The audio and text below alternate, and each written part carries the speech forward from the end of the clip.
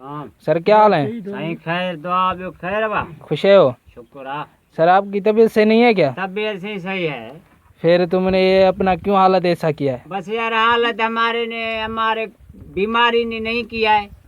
ये ऊपर जो बैठे हैं इमरान खान मुराद अली शाह, अच्छा, इन्होंने हमारे को ऐसा कर दिया है जो ये देखो। इसमें क्या है? ठोड़ को इधर पोठा उधर घर में पोठा, राशन इधर देता है उधर राशन देता है, सिंध में सजे में विलाता है, हमारे को कुछ भी नहीं मिलता है। अच्छा, हाँ शहर आप क्यों नहीं जा रहे हो? हम जब जाता है उधर पुलिस लड़ता है, इधर जूता मारता है, इधर लठ मारता है, कुछ भी नहीं है, क्या खाने। अच्छा, हाँ इमरान खान ने इतने लोगों को दिया, आपको नहीं दिया? कसम खुदा की कुरान सर पे दो में हमारे को कुछ भी नहीं मिला। अच्छा, हाँ बोलता है नाशा में मिला है, बोलता है बुछेरी में मिला है, जमाल शाह के गोठ में साबुन मिला है, अच्छा, बिस्कुट मिला है, आपके पास हमारे को कुछ भी नहीं मिला है। आपके पास खमीस भी नहीं है? कभी क्या करूँ, कभी